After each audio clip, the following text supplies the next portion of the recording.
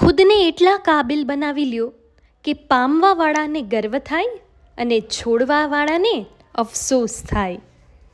કોઈના આત્માને એટલું દુઃખ ન પહોંચાડશો કે પરમાત્મા પોતે જ એના પક્ષમાં આવીને ઊભા રહી જાય.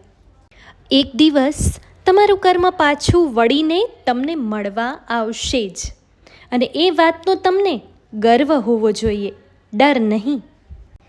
જે કંઈ થઈ શકે તે કરી લે આ જન્મમાં. આનાથી રૂડો બીજો અવસર ફરી નહીં મળે.